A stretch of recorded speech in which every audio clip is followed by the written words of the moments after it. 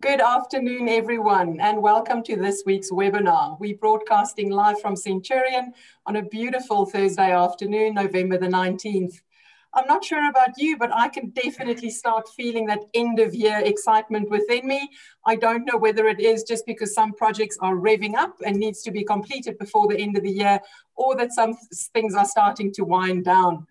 I hope you all had a fantastic week so far. I see people are still joining us and settling in. So just a few thank yous, first of all, the SpaceNet Global Group, to ProfNet and to EZMed, the practice management system, for sponsoring today's webinar. A great thank you to DAXA as well, the Dux Academy of Healthcare, for getting this webinar accredited for 1 CEU. And thanks to you, our regular followers. It's been such a great and fantastic journey that we've had for the past 6 months. Can you believe it? We started in May. And I can share with you that today we've got 20 different disciplines that's joining the webinar again. And we've got well over 600 people that registered. Let me share some of those statistics with you while people are settling in. We've got close to 150 psychologists.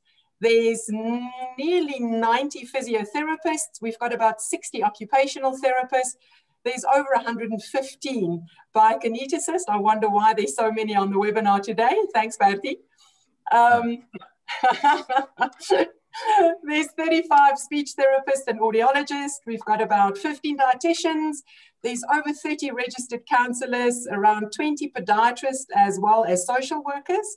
And there's close to 30 medical orthotists and prosthetists, a handful of chiropractors, over 20 optometrists, and even a few doctors joining us today. Warm welcome to all of you. Now, today we're discussing how to really boost your practice to go from successful to significant. And I think it was on the 8th of October that we discussed, the topic was the business of establishing a successful healthcare practice. And I really urge all of you to go and watch that webinar again. You can go to our website, ezmed.solutions, or there's some other platforms as well which you can use. I'm just quickly copying it and I'm going to paste this in the chat functionality so that you can easily just copy and paste that. It's a YouTube platform. There's even some podcasts that you can go and listen to. But back to today, there's some two very familiar faces joining us today. Let's start with Bertie Happs. Bertie is the Vice President of the Biokinetics Association of South Africa, BASA. And welcome back, Bertie, because you did join us a while ago. Thank you, Lonnie. Thank you for cracking the invite again there. Anytime. Just a reminder, guys, Bertie has been a qualified biokineticist for the past 14 years.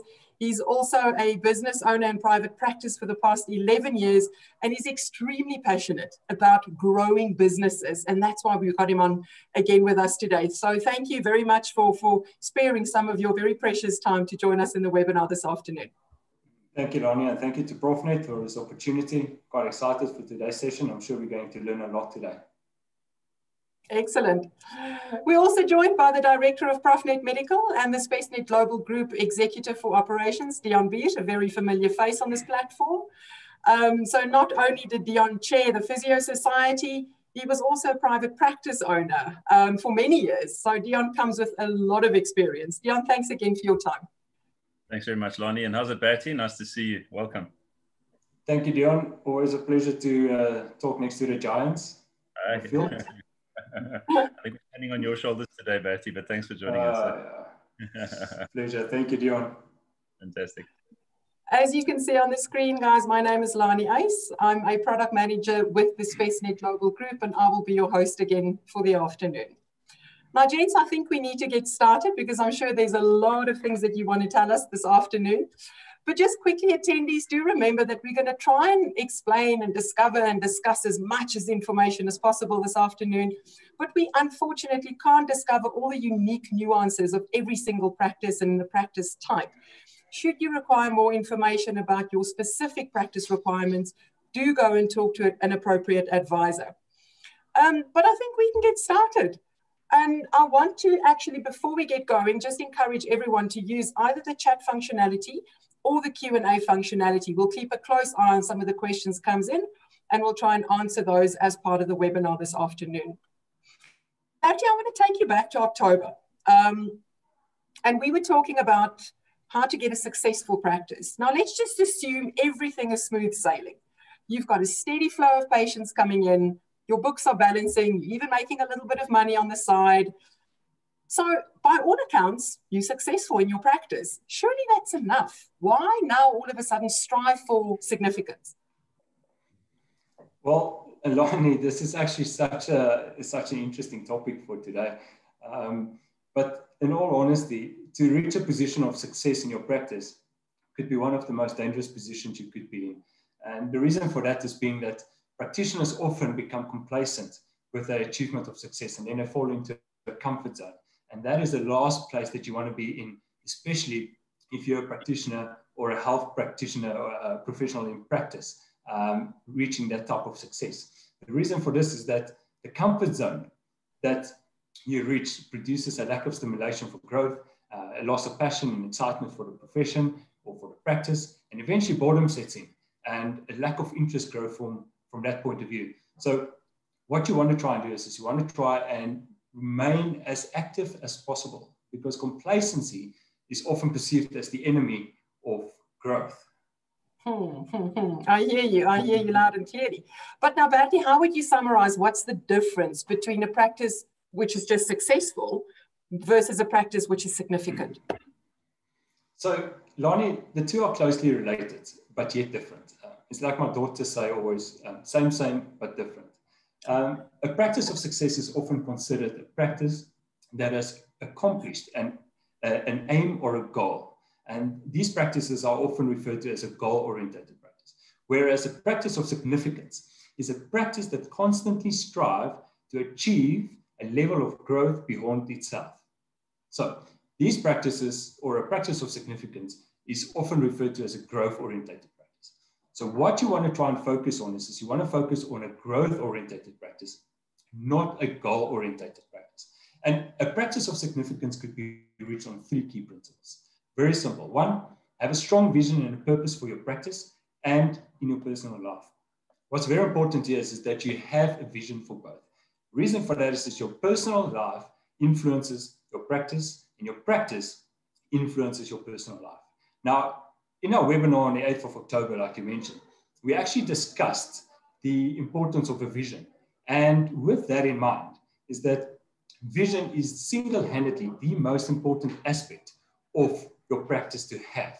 Now, if you can remember, what is a vision? A vision is the ability to imagine what you want your practice to be and the direction you would like your practice to go at. If without a vision, we will have no direction and we will have no idea of where we want to go and actually what we would like to achieve.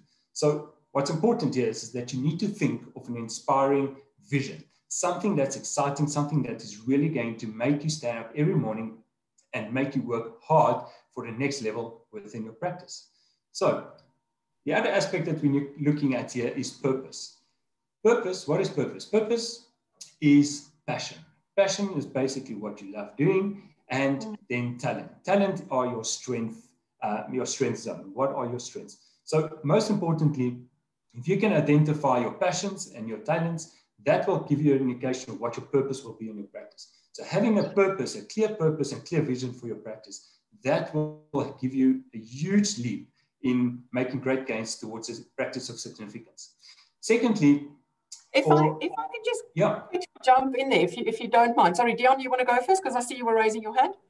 Yeah, thanks, Lonnie. Bertie, I think that point is so valuable, and we often see practices that are, aspiring new practitioners that will draw up a business plan.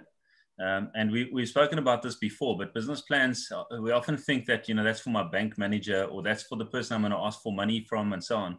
But I think business plans are such a valuable tool to just sit down and order your thinking and put that down in writing, put it on paper so that you can revisit that you can check yourself. And very often, not many practitioners or business owners will actually sit down and draw up a vision, but very often if you're drawing up a business plan, you can actually distill that vision out of it. I want to start a practice that addresses the following needs in the following area to achieve the following significance.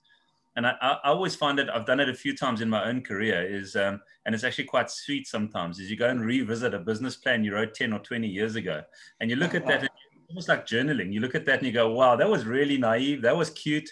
And then a surprise very often is you look at that and you go, you know, I never really actively thought about this again since my business plan, but it's actually come true. I actually have evolved into that. And that passive kind of background thinking often drives us to achieve the things that we put down on paper and actually formulate our thinking. So I always encourage people to draw up a business plan, not for anybody else, but for yourself. But more importantly, go and revisit that business plan, see what you've achieved, what have you dropped behind, what have you flexed from, and rewrite that and keep defining that roadmap for yourself as a practice. And that often does contain that vision. Yeah, absolutely right, Dion. You know, what you cannot see, you cannot achieve. And like you say, you have to put it on paper. The best way is to actually have images of what you could possibly think of what you would like your practice to be, and post those against your wall so that every day you look into that board or that wall with these images of what you'd like your practice to be at. And that will actually help you to get closer to where you would like to be in your practice. Without seeing where you would like to be is actually running into a dark hole. It's like running blindly. A lady once said that the poorest thing in life to have is to have no vision. And that is so important, that we have a vision for our practice and a vision for our personal life, because the two meet with one another. And if the one suffers, the other one will suffer. So it's vitally important that you establish that from a very early age on into your practice. And yeah, so Lonnie, can I continue on that point? Oh, please do. Please do. Sorry for interrupting you. No worry. Practically, you're telling me I should print a picture of that Pangea green Land Rover Defender and put it up on my wall and look at it every day, right? Listen, I'm not so certain about a Land Rover, but anything else, yes, put it on a wall. Lonnie, yes, so we want to look at a vision. We want a vision. We want a purpose in our practice.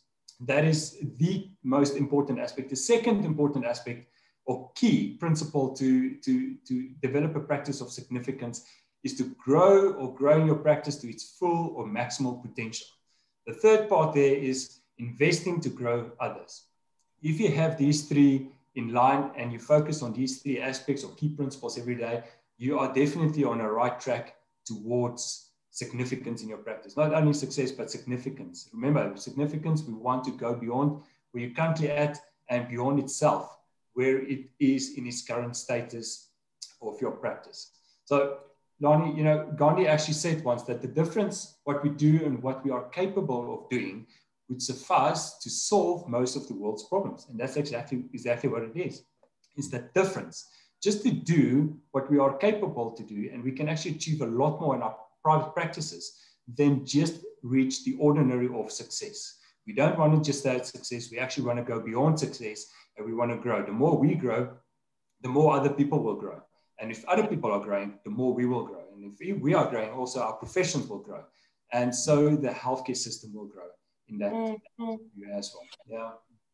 So Bertie, Dion, I was just thinking here, look, I've never owned a private practice before, but Dion, I know you have. And I was just wondering, surely you don't just wake up one morning and decide, I want to take my practice in this direction. It takes a bit of a thought process. And you actually need to take time out and sit down and think about where you're going. But I think a lot of people feel so guilty taking time out of a busy diary where they can actually see a patient just to sit and think. How did you manage that? Look, I think this is probably one of the most important things in life in general, is that we need to take time to pause and think. I don't think we do enough of that. And I think it's got its roots right back to the education system. You know, when Johnny's sitting in the classroom staring out the window and his pencil's not moving, the teacher shouts at him and says, "You're daydreaming. I need you to do your work. In other words, I want to see your pen moving." That means you're working. But if you're looking out the window daydreaming, you're not working. And I had the unfortunate experience in one of the practices of a partner coming past while I was working on a computer, not seeing a patient, who in passing just said, "Oh, you're not working today." And that really drove home to me the thinking that we often have as healthcare practitioners, is that if we're not treating patients, touching a patient, walking a patient, whatever it might be, if we're not doing that, it's not considered work. And that's one of those things where I think in life, a lesson that I've certainly learned is slow down to speed up. Sometimes we're running at it so fast that we don't actually pause and think. And when you actually do look up, you realize you've run in the wrong direction. So I really encourage, I was reminded when we were preparing for this webinar about that video clip of the guy out at sea that says in a German accent, "Mayday, Mayday, we are sinking." And the newbie that was manning the actual call center was leaning in and saying, "What are you thinking about?" But it is a mayday situation if we're not stopping to think, that we're not actually applying our minds. I really think that's such an important part of what we do. And I encourage our staff as well at work to actually, if I walk past and somebody's got their feet up on the table with their arms crossed and they're thinking, I will actually encourage that kind of behavior, because by stopping and thinking now, you're actually saving yourself unnecessary work or inefficient work in the future. So to me, that is crucial to all of this. Sitting down, writing the business plan, that's thinking. It's ordering your thoughts, putting it down on paper. Bertie, is that something you regularly do? Yeah, that's absolutely correct, Dion. Everything starts with a thought. And I actually mentioned this at our webinar a few weeks ago, that everything in life and in your practice starts with a thought or a dream.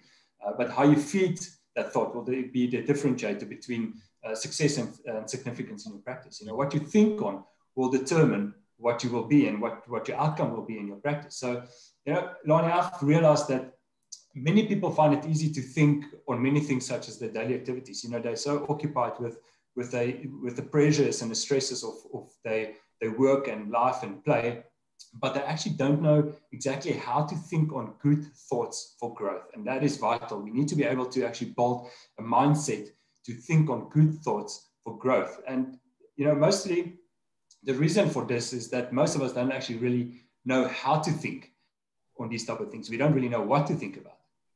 Ted Williams actually said that don't you think too good, you don't think too much. So if you don't think too good, you're not going to think too much. And that's a reality. Although we think much, but it's not what actually helps us grow in our practice. And that's what we need to focus on. We need to focus on the good things. So if you're not certain about what you should think about, that will actually assist you in how to grow your practice from success to significance. Here are a couple of things that you can think of. And what I often do is I always revert back to my value proposition in my practice. Now, value proposition in your practice are the qualities of your practice that you promise to your patients. It is your uniqueness that you communicate, why your services are the best suited for their needs. Now, I'm happy to share with you a couple of my value proposition in my practice and what I focus on in my thinking. If I don't really have something specific to think about, then that is number one, excellence. I focus a lot on excellence and how to build a practice of excellence. So one of them is excellence. The other one is committed. How can I be a little bit more committed to my practice and my patients? And then dedication or dedicated, being dedicated to your practice and your patient. That's another one. Reliable, how to be reliable in the practice or be more reliable. And that's something I focus and think on a lot. And then also solutions. The number one value proposition that I focus on a lot is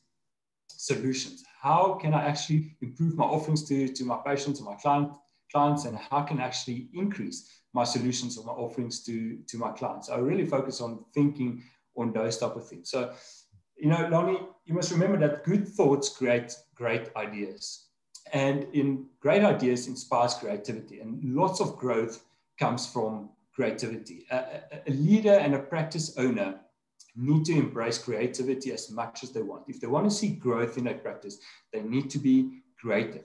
So these thoughts will help you to build a strong network of positive mindset in growing your practice. And taking time to think is exactly what you need to do. So you ask me, how do I go about, what do I do? Well, there are many ways. I think every day, but just to revert back on focusing specifically on something that I want to think about, I try to think about it, or think at least 30 minutes, 5 to 7 days a week that I want to focus on.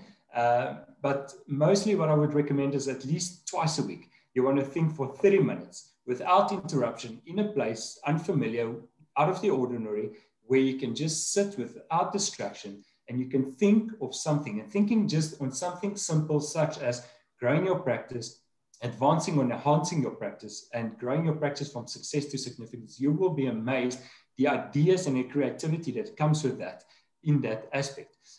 Another thing that I do is I do thinking every day in the mornings. Bertie, sorry, if I can just interrupt you there. I know there's a lot of creative juices flowing now, but surely at some point you need to start sharing that with someone. You need to give something back. And Dion, I know you do a lot of mentoring. I don't know, you might not realize it, but I think you do a lot of mentoring because you engage with a lot of healthcare providers on a range of different topics. Do you feel that you get a sense of satisfaction and feedback from other people as well when you give a bit of yourself? Yeah. Yeah, Lonnie, I think just reflecting on those points Bertie is making now are so important. And you know, very often, if you ask a healthcare practitioner, they say, you know, why are you doing the work you're doing? What drew you to this? And they'll say, because I want to help people. And we all said it in our interviews before we accepted at university, I want to help people. That was often the one-liner. But what Bertie's unpacked here really is the means to that end. You know, if you're just saying, I want to help people, you know, how are we going to go about that? I mean, I loved your key points that you listed there, Bertie, that the fabric of your practice, because that gives it that direction, and that is then the means to that end of helping people and making a difference in people's lives. And we also have that, you know, people talk about the triple bottom line, or the triple P, it's profits, it's people, and it's the planet. But all of that takes you to that thinking to say, you know, profits really reflects a successful practice or a successful business. But now what? I mean, what are those other steps for what kind of end? And it's about the people that help you build a practice, the people that are your patients, and then the broader stuff outside of your own little bubble and world to make that impact and difference. And it's as you step into those outside areas, outside of your practice and focusing on people, I think for anybody's growth, we all have colleagues, peers. We should all have a mentor, somebody we look up to, aspire to.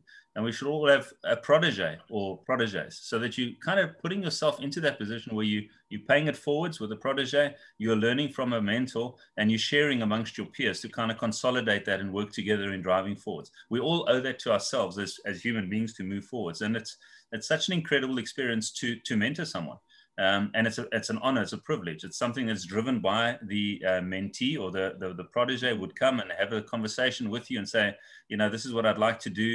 It's up to them to dedicate the time and to drive that. It's not your responsibility as a mentor, but to be available and to share and to be a sounding board and to share experiences. I think if we embrace that more, rather than being competitive and trying to close our little space and do our own thing in our own space, because we fear that our colleagues are our competition, we could learn so much from each other and teach so much to each other. So that's the value. And, you know, Bertie and I might move through a relationship through our lives where there's times that he's mentoring me and there's times that I may mentor him. But we're learning from each other and we're growing. We're both better off as a result of that. And we've walked a great journey over the last few years, and it's really just been incredible. And it's the fruits of those kind of mentorship relationships that I think are so valuable. Bertie, you're shaking your head. You're in agreement there. This way. No, Dion, you're absolutely right there. Thanks for being my mentor. I appreciate you. Dion, you definitely got the nail on the head there. You know, an author and a speaker, Sam Chand, once said that, he actually wrote a book all about who is holding your ladder. And it's all about your support team. It's all about the people that support you and guide you and advise you in your practice. And I always ask the question, you know, if you had to climb a ladder that is 10 meters tall, would you climb the ladder without having someone to hold the ladder? No, definitely, probably you won't. So you would rather have someone to ask. You would rather ask someone to help you in holding the ladder, to support you, so that you can climb 10 meters up into the sky. But what's important here is that you're actually finding the right people. And yes, Dion, like you said, these are your support team. This is not necessarily your best friend when you're going for a drink in the afternoon and just share your heart's desires with him, but rather this is something that you really want to discuss with someone that has walked the talk. You know, this is someone that has reached certain levels in life that's far higher than what you have reached in your lifetime. And choosing the right mentors is vitally important. And I'm happy to share that, you know, I have a mentor for my practice, for my practice management. I have a mentor for my clinical aspects. And then I just have a mentor for my general aspects. Without these guys, I probably would not have been in a position where I am today, without their guidance and their assistance, just to kind of check on me, because at the end of the day, these guys become your accountability partners, and you become accountable to them as well. So as you are accountable to them for your growth and your growth in a practice, for the advice that they've given you, they also become accountable to you to make sure that you're on the right path and that you're on the right track in your practice, making sure you are ticking all the boxes, reaching your goals, and you are on the right path towards your vision and your purpose for what you have created for your practice. Yeah. Fantastic. Someone just here is asking, can you just repeat the information with regards to the book? Who's holding your ladder? Do you know who wrote the book? Sam Chant. Sam Chant. There you go. Perfect. Thank you. Thank you, Anne-Marie, for asking. I think the book was called Who's Shaking Your Ladder or something like that. Yeah. And it's a very good book about mentoring. So yeah, Dion, you're absolutely right. You know, we need to learn from others who can do more than what we can do. If we don't learn from them, we won't be able to build a practice the way we would like to. We won't be able to build a practice of significance. And basically building that practice and hanging out with the right people is through rubbing shoulders with the right people, like I said earlier. You know, you want to rub shoulders with big level-headed people. There's always that saying about what's the difference between a millionaire and a billionaire? Well, a millionaire hangs out mostly with millionaires and a billionaire hangs out mostly with billionaires. It's also the same for students. Study shows now that the typical bachelor degree professional compared to the doctorate degree professional is just that the doctorate degree professional mostly hang out with doctorate degrees professionals. And that inspires them to become a doctor or a doctorate, doing a doctorate. And that's all that it's about. Yeah, well, surely when you start doing that, it's a bit of a bold move, and you shouldn't be scared. You shouldn't be afraid of reaching higher and striving for something bigger. But in the same sentence, you also shouldn't be scared of failure, because you learn something from failure. Absolutely. And those are one of the key aspects of a growing environment, is that you must make sure that you have no fear for failure. You really need to step out and grow as much as you can, you know. And that's also where we have what we discussed last time at a webinar, and is the difference between a big practice and a small practice. Big practice owners often actually hang out with people with big businesses. It might not necessarily be people with big practices, but it's just that they have friends and they have colleagues and acquaintances that have big businesses, and they learn from those type of people. They're rubbing shoulders with those people, and that actually pulls them in that direction of going big. You know, it's not big practice is not for everyone, and also the definition of a big practice is also very questionable, but it depends on what you make of it as a big practice. So yes, Dion also, sorry Lonnie, Dion, just what you mentioned there earlier about learning from your peers and your colleagues. You know, you need to identify the big practices around you. At the end of the day, they are like-minded people. You need to identify with them. You need to connect with them or collaborate with them. You need to try and learn from them as much as you can. And don't be shy to actually ask a practitioner to learn from them. If you can come for a day or just sit down for a coffee with them and just ask them a few questions. And the same also for the practice owner, the person who's been asked. If someone asks you, please don't shy away from it, and rather be active or proactive in this, and assist that person as much as they can, and help them develop them, because the more you develop them, the more you develop yourself as well. Because the more you actually giving them advice and guidance, the more you reiterate the importance of what you are giving them, and that actually strengthens yourself as well. So the more you give, actually, the more you will receive at the end of the day. Dion, you were trying to say something earlier? Yeah, I think that's one of the reasons people are reluctant to step out into a space to go into a mentorship type of a relationship is, I think very often you firstly have to step out of your comfort zone. You need to make yourself vulnerable, and you need to be able to have the honest conversations. And as you say, Bertie, you know, talking to your mates and that, you know, you often have mates who just confirm what you're saying, and they always say, yeah, of course, Bertie, we're behind you. You know, whatever you say, absolutely. And we don't always need that. Yes, we need people to encourage us. But a mentor is somebody who would have a frank conversation to say, that's not how I see you, or you might have misperceived this, or maybe that's a way to consider. But they upset the apple cart rather than just confirming and backslapping. So I think one has to be ready for that kind of engagement. And then on your point just about choosing your mentor, you know, some people will define success as a big practice, a number of people that work in it. Other people will define a practice as a non-profit organization that gives back to its community and its people, and then be the best non-profit organization you can be, and set that. Find yourself a mentor that is really good at that and is really paid forward in many other places. So I think define your success, and then find a mentor that has been successful at that measure that you determine as a measure of success. And all of us have different measures of success. We're all different, and that's what makes it special. Yeah, that's and absolutely. that's okay too. Yeah, Dion, you're absolutely correct there, because at the end of the day, you need to identify the mentors that you are going to work with, and reaching a position of success without mentors and then applying mentors to that process is definitely going to excel you to get to a practice of significance. And even today, if you're starting out new in your practice, or you want to start a practice in the next few weeks or next month or next year, applying these principles, having a mentor from the word go actually assists you tremendously a lot to actually reduce a lot of time that you would have spent on trying to learn the process, trying to learn what ways work and what ways doesn't work. So finding a mentor from the word go is definitely the way to go. And also partnering with organizations or companies.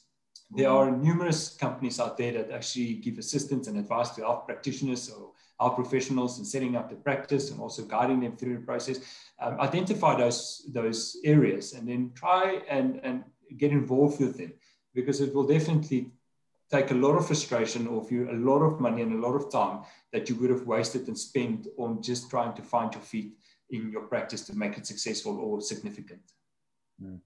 So what I'm definitely hearing here is that it's to reach significance, it's really not all about yourself. You need to consider people above you, people below, people next to you, whether it's a practice, whether it's a patient, whether it's even your family, because they've got such a big influence on in the mood that you arrive at work, for example.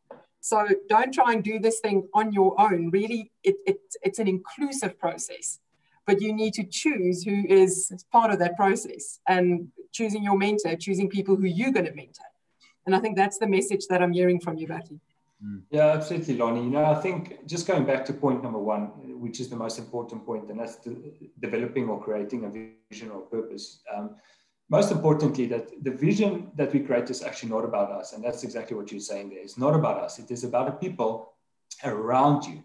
It's about your patients, it's your staff, it's the multitude of health professionals in the years to come. And lastly, it's about your family and your friends as well. So whatever you do in your practice, you must always do it in such a way, knowing that you're doing it for someone else, because that person is the person that will take forward your practice in the future. And hopefully that is the idea, that you want to build some form of legacy within your practice that will carry on with your ideas, your inputs, and your vision that you had many, many years ago. And that you will come to see fruition in the next few years or so. But there's also... Sorry, Dion, go for it first. Sure thing. Thanks, Lonnie. I think that Fatima mentioned it here, that thinking is work, and I guess work is thinking. But at the same time, let me see who actually said that. But it's really what is so important too is that work-life balance, that family life, that making sure that you recharge so that you can be as effective as possible at work too. So it's not just the mood you arrive at work, but also the mood you take back to home. And that speaks to the longevity or the sustainability of any practice or any business, isn't it? Absolutely right, Dion. I think what's most important here is that when you're starting with your planning at the beginning of the year, it actually starts with yourself and then the people closest to you, and that's your family, if you have any family, before you actually get to the practice, because that will actually determine what you're going to do in the practice and what you will set up in the practice.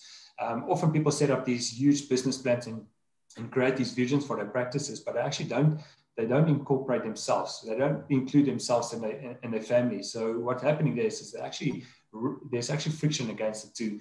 And eventually the one will pull in one direction, the other one will pull in another direction. And as I said, vitally important to rather establish that from the word go. Rather establish your planning and your visions from day one at the beginning of the year, for the year, and the goals that you're setting up, starting with yourself and then the people closest to you, and then your practice that you're setting up from that point of view. Yeah, for sure. I think that really resonates with a year that's pretty much behind us with COVID and how that affected literally everyone on the planet at the moment. And hopefully everyone can take a pause point now, during December's, hopefully people are lucky enough to take a few days holiday or just a break and just sit and think of what your vision is for your practice next year. Where do you want to take it? Are you quite happy with the way that it is now, or do you want to be significant? You want to be significant not only for yourself, but for your practice, the people in your practice, your patients, your family. It really is like a little drop in a calm pool of water, and it just ripples out. It's got such a ripple effect. but you need to, it starts with you. It starts with you, but it needs to ring out and affects people around you. And I think that's very important. Hopefully people can give that a bit of thought now during the holidays. Yeah, absolutely, Lonnie. I think just to share a couple of my personal experiences that at the end of the year for a day, I do reflective thinking, and I basically just think about everything that happened throughout the year and how can I actually improve on whatever I achieved, and whatever I achieved, if I can actually make it even better. There are so many mistakes that I make throughout the year. You know, we're all human, and I try and optimize that as much as I can and try to correct that as much as I can. So at the end of the year, taking a day just to reflect on whatever happened throughout your year, through your personal life, and also especially in your practice. And then you're taking that into the new year. And then what you do is you do what John Maxwell is actually referring to as big picture thinking. And that's where you take another day and you just think about and planning for the year ahead, what you would like to achieve in your practice and what you would like to accomplish. And that day you literally sit and plan and do all of these type of aspects, as create your vision, create your purpose. Again, if you don't have one, you also want to focus on your goals and just do your planning throughout the year, your calendar events, your calendar planning. That will help you just to set you up for success going forward into the future for your practice and your personal life. Another aspect that actually works quite well is to do exactly the same on a daily basis. And all you do is, instead of spending a day, you just spend 3 minutes. So each morning for 3 minutes, what I do is I actually plan my day. So I think exactly as the day is going to evolve, what I'm going to do. And in that day, what I'm trying to do is I'm trying to identify the one key thing that's actually going to give me the significant growth that I'm looking for. Because that's the one thing that I really need to put all my time, my talent, and my treasure in. That's really going to elevate me and catapult me into a whole nother level. That might be something simple. It might be a patient that you're seeing. It might be a talk that you are doing. For today, for me, it was the webinar. I was really excited about this webinar, so I really saved and spared my energy as much as I can for this webinar to give some input into the audience and the listeners for today. But that's a valuable aspect. So by the time I'm getting to work, I already know exactly what my day is going to be planned out, and I already know where I'm going to put my emphasis and where I'm going to put all my energy in. The same applies for at the end of the day. What you want to do is also reflective thinking. So also for 3 minutes, all you do is you just think about what happened throughout your day, thinking about the things that occurred in the day and actually what you missed out on the day. There's often times where I think for that 3 minutes, and after I thought about it, I realized that I never got back to that patient, or I never updated an intervention plan or a report. I've never sent a report to a doctor or a health professional. And these type of things help me just to add some of my aspects that I've missed out on a day to my to-do task list. And the next day when I wake up, I know exactly what I need to do just to catch up from the day before, so I don't miss out on anything that could potentially be that one single hand growth factor that will take my practice to significance from success. Yeah. I think, Bertie, there's some elements that, you know, one can be quite active and purposeful about your thinking. And I love the structure that you've given and the frameworks that you've put together on that. To complement that, I've often had the experience, and for me, it's in the shower. But and I always wonder, what is it about the shower that ideas pop into my mind? And I think it's a couple of things. It's probably the soothing sound of the water. It's probably the fact that I've got no distractions. There's no cell phone. There's no kids. There's sometimes mostly no wife. There's nothing else that's in that space. And you're literally standing there for your 3 minutes, as you say, and you're allowing your mind to fly. You're allowing that sort of free thinking, that passive thinking to take place. And it's in those moments that you kind of suddenly these dots start joining, and suddenly you get this idea and you go, hang on, I need to do that today, or I really haven't considered this or that. Now, other than taking really long showers and regular showers, I think it's about taking those principles and saying, how do we distill that into a quiet time, a focused time, a meditative time, silence and solitude, I think is the key to it. But it's all these damn distractions that are often around us that are taking away the ability for the mind to actually just put stuff together, join the dots and make a plan. And so I think that's the one part, is that passiveness around it. But I think the other part too is that we often overthink things on the other side. And when I'm posed with a very complex situation, a lot of moving parts, a lot of if this, then that, the implications, which way do I go? That can be quite paralyzing. It's times like that I just pause and just say, right, what is the next right thing? Just the next one step. What's the next right thing? And you'll be amazed how a whole sequence of the next right thing decisions or considerations actually lead to that end goal that you had never dreamed of before. So just pausing, what is the next right thing? After this webinar, what is the next right thing I need to do for my practice? Big or small? else. One thing. Yeah. Yeah. No, you're absolutely right, Dion. I think vitally important what you say is that, what is the next step that you're doing? And the moment you sit and think, ideas come forward. And when you have those ideas, that's where you're drawing the thoughts and where creativity is developed or created.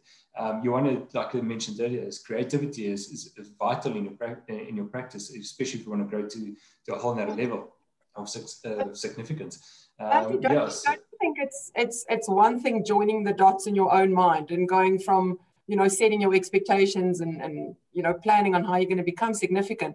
How do you get the people around you to join in? And when I'm talking about people around you, I'm talking about people in your practice.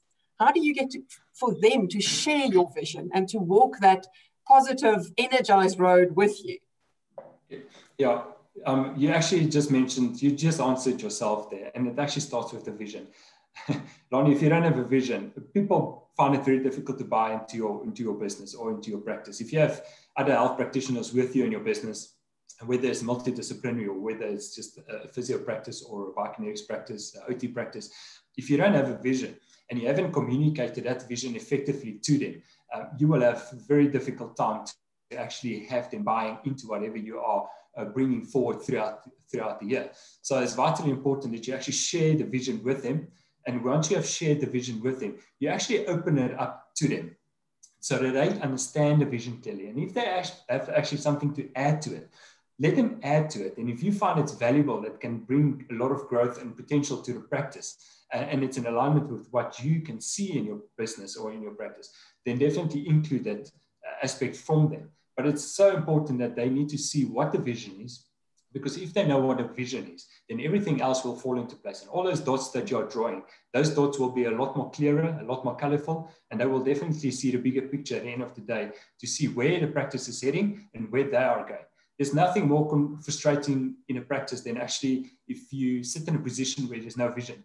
People have no idea actually where they're going. And that's often where there's a lot of friction coming forward in the practice, and that's often where you have a lot of unethical behavior coming into place. And that's what we often see in practice, is that practitioners don't have a direction, and if there's no direction, there's no leading, and without leading, people tend to play on a fringe and try and look for shortcuts, and that's not great. So Dion, you work in a fairly big company together with myself.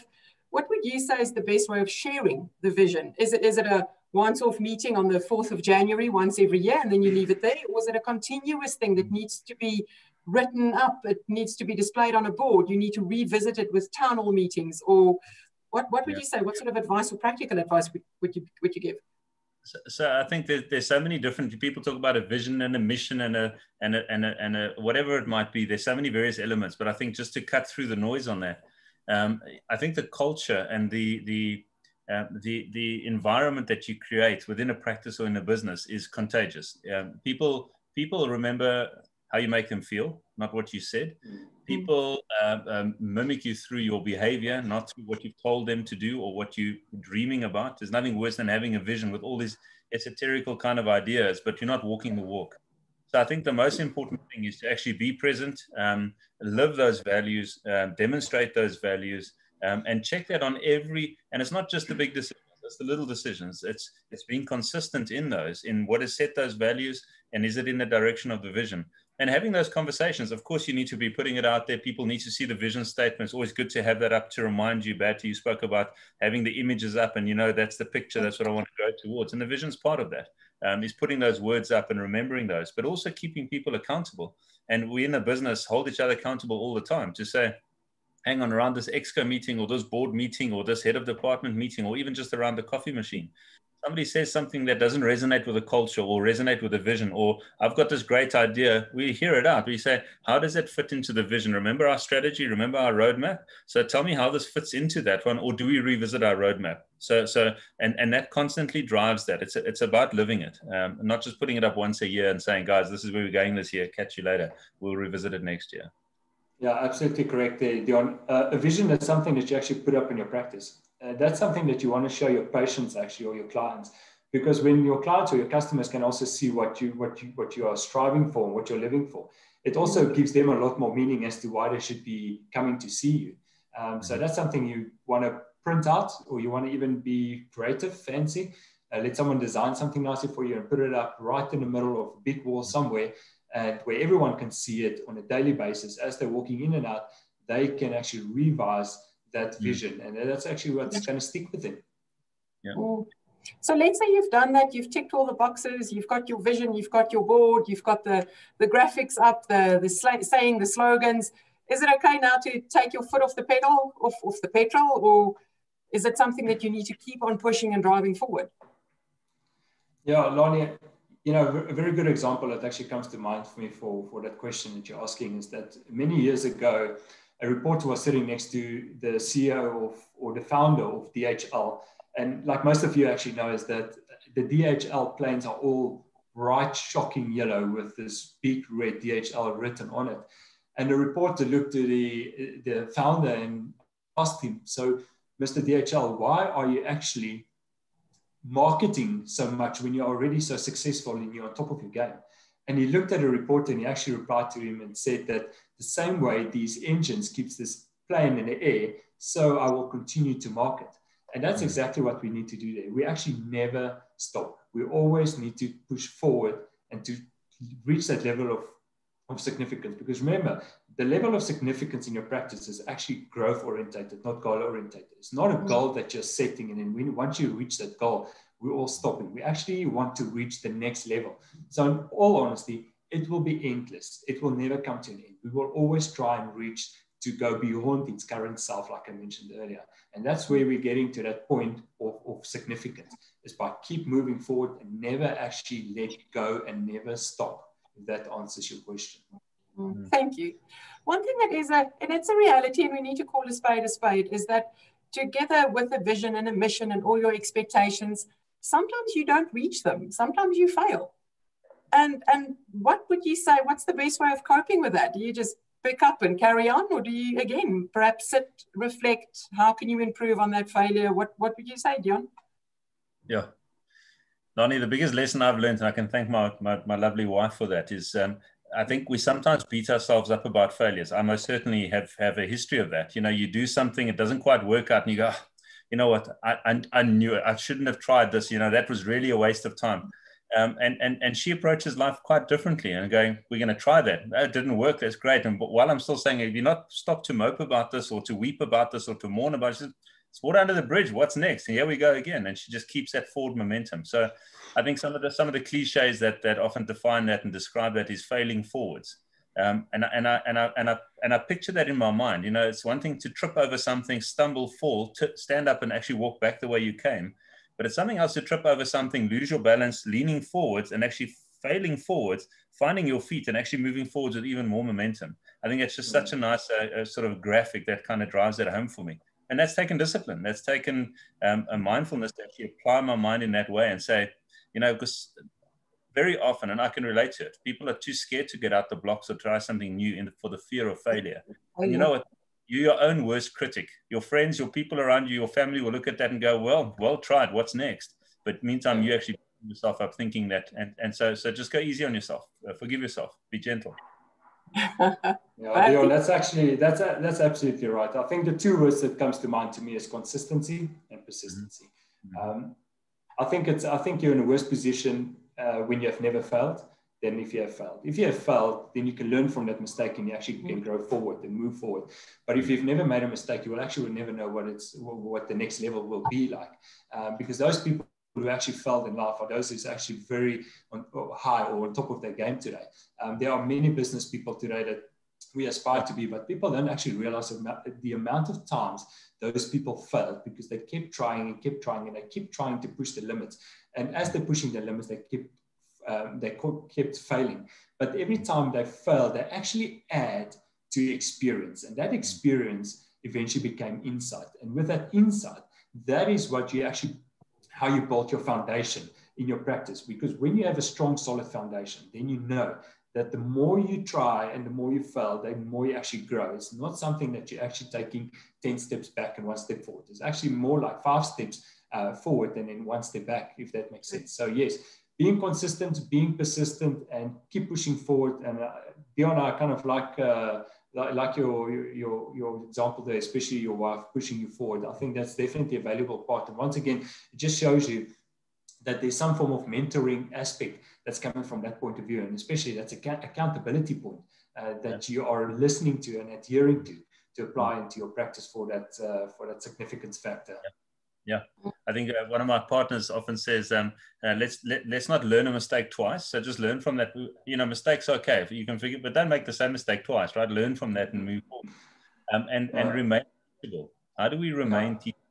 I think when you get to that point of, and it ties back to your initial point about, practice is successful. So now you become comfortable, relaxed, you become complacent. You also might get to a point where you go, I know this, I've got this patted down. Be careful, because we can all remain teachable and there's so much to learn. Yeah, absolutely, Dion. Leaders are learners. So if you want to be a leader in your practice, you've got to learn. And the only way you're going to learn is by bumping your head a few times. And that's proof for growth within yourself, and then obviously within a practice there. Just don't hit the same rock twice.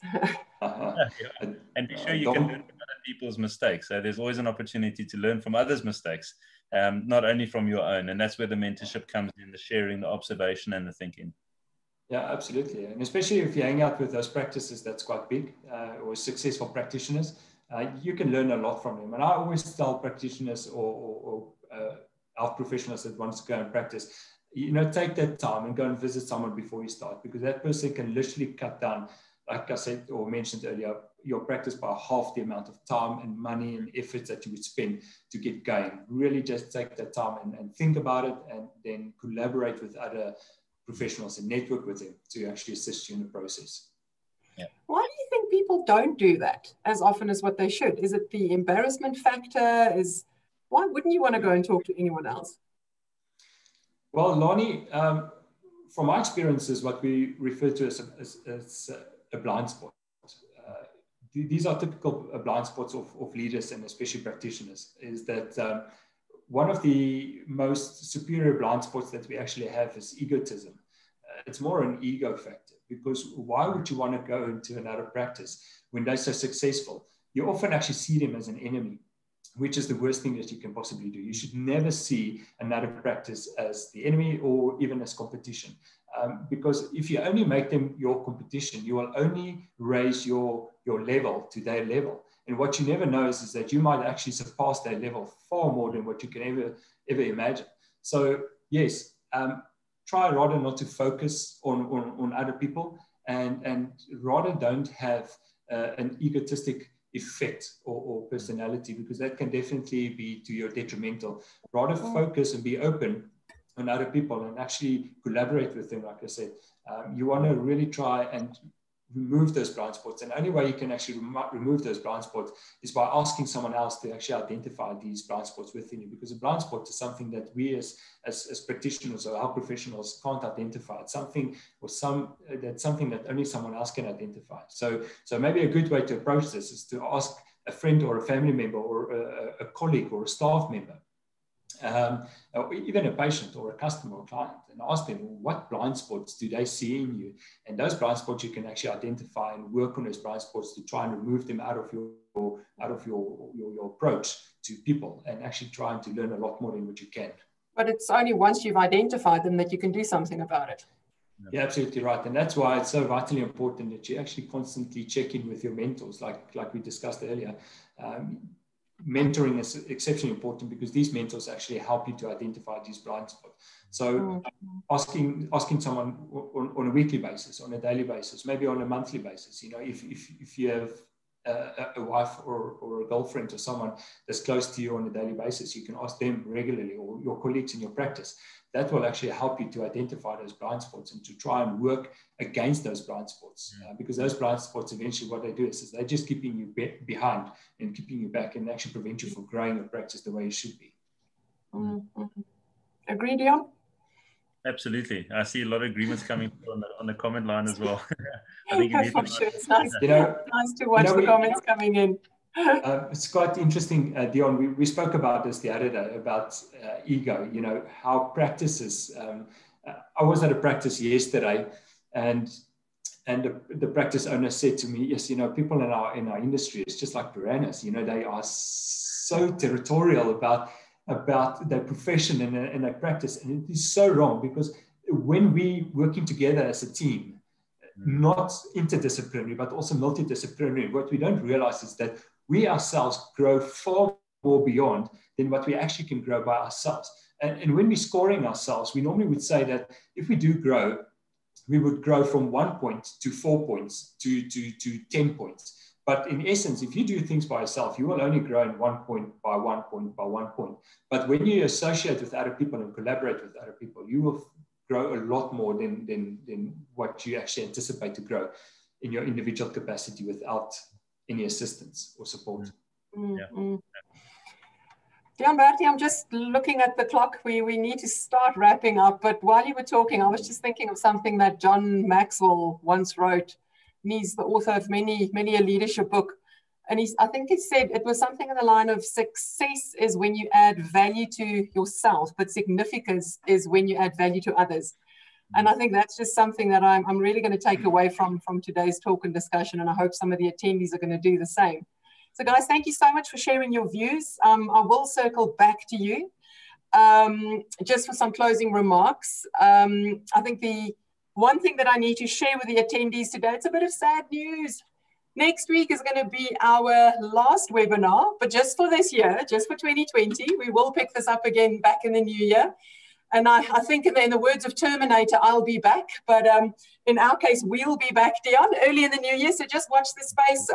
Watch out for the emails, the SMSs, or on social media. We'll definitely communicate with you when we're going to be starting this up again.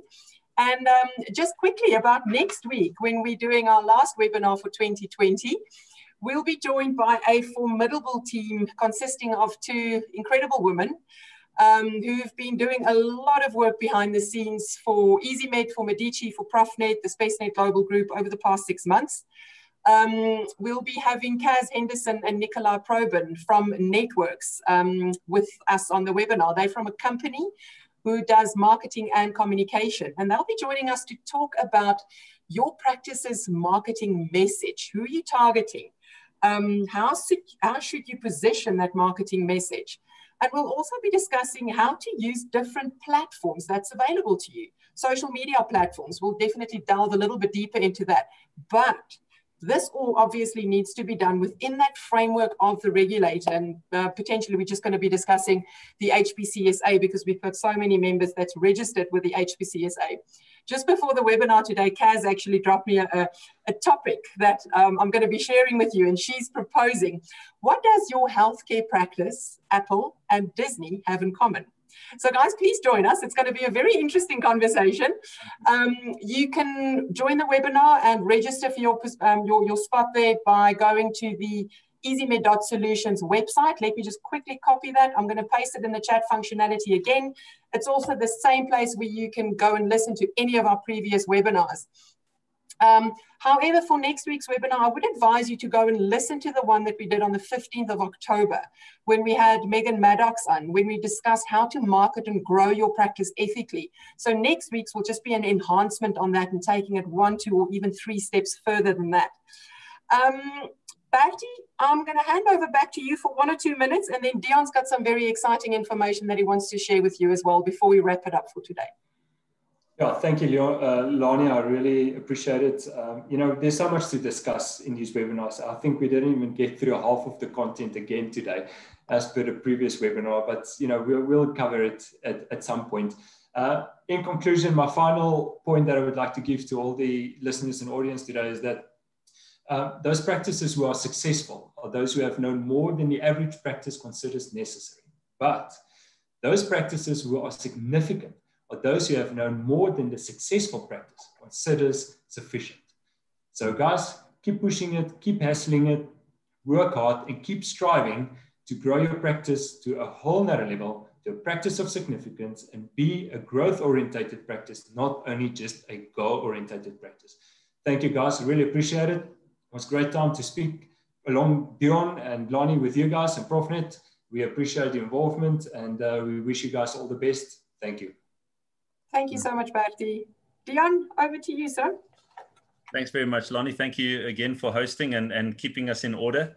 Bertie, thanks so much for joining us. It really has been phenomenal. A nice journey myself, and yeah, great conversation. I really do appreciate you sharing your personal experience as well and making yourself vulnerable. I appreciate that. Thank you, Dion. I think as far as the announcement itself goes, those who did join us last week, we shared who our partners are in going forwards relating to medical malpractice insurance, professional indemnity insurance for healthcare practitioners. We've really been searching far and wide to find great partners. We have finalized the last wording on the policy. The benefits are incredible. I've got the last version in my inbox, and I'll be reviewing that straight after this webinar and hopefully signing that off tonight. So we will be sending that out to the market. We'll be sharing that with you guys, as well as some incredible pricing. So really watch this space. This applies to all the ProfNet members. I want you all to rest assured that your malpractice insurance has been taken care of for 2021. We've got you on this one.